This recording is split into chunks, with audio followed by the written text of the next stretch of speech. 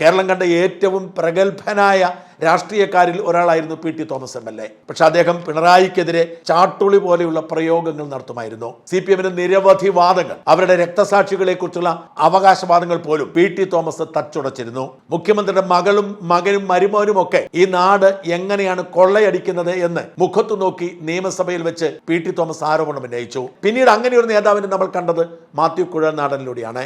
ഏതാണ്ട് അതേ ഫയർ ബ്രാൻഡായി തന്നെയാണ് രാഹുൽ മാങ്കൂട്ടത്തിൽ കടന്നു വരുന്നത്.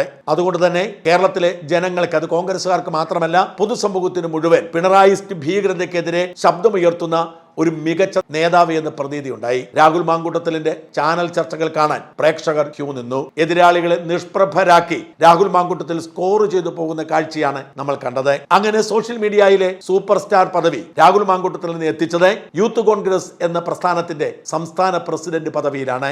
യൂത്ത് കോൺഗ്രസിന്റെ പ്രസിഡന്റ് പദവി MLA അല്ലെങ്കിൽ MP പദവിയിലേക്കുള്ള ഏറ്റവും പ്രധാനപ്പെട്ട ചുവടുവയ്പ്പാണ്. ആ പദവിയിൽ നിന്നും ഒഴിയുന്നത് പലപ്പോഴും MLA-യോ MP-യോ ഒക്കെ ആയി മാറിയാവും. എന്നാൽ മാങ്കൂട്ടത്തിൽ യൂത്ത് കോൺഗ്രസ് പ്രസിഡന്റായി ഏറെ വൈകാതെ തന്നെ MLA ആയി. അതും പാലക്കാട്ട് BJP കോട്ടയിൽ അതിശക്തമായ പ്രകടനം കാഴ്ചവെച്ച്. ഇതോടുകൂടി രാഹുൽ മാങ്കൂട്ടത്തിൽ ഭാവിയിൽ കേരളത്തിന്റെ മുഖ്യമന്ത്രി ആയാൽ പോലും അത്ഭുതപ്പെടേണ്ടതില്ല എന്ന നിഗമനത്തിലേക്ക് നിരീക്ഷകരെത്തി. പ്രത്യേകിച്ച് പിണറായി വിജയൻ പക വീട്ടുന്നതിന് വേണ്ടി കള്ളക്കേസിൽ കുടുക്കി രാഹുൽ മാങ്കൂട്ടത്തിലിനെ ജയിലിൽ അടച്ചപ്പോൾ രാഹുലിന്റെ വിപണി മൂല്യം ഇരട്ടിക്കുകയായിരുന്നു.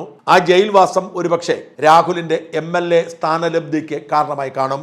അങ്ങനെ ഒരു നേതാവിന് വേണ്ട എല്ലാ യോഗ്യതകളും ഉണ്ടാവുകയും അതിമനോഹരമായി സംസാരിക്കുകയും പ്രസംഗിക്കുകയും കാര്യങ്ങൾ ഗംഭീരമായി അപഗ്രഥിക്കുകയും ഒക്കെ ചെയ്യുന്ന രാഹുൽ മാങ്കൂട്ടത്തിൽ ഈ ചെറിയ പ്രായത്തിൽ തന്നെ MLA ആയതോടെ എല്ലാവരും കരുതി ഇതാ ഒരു മികച്ച രാഷ്ട്രീയക്കാരൻ പിറന്നിരിക്കുന്നുവെന്ന്.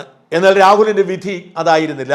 പറന്നുയർന്ന് ആകാശത്തോളം എത്തി ഒരൊറ്റ വീഴ്ചയാണ് പാതാളത്തിലേക്ക്.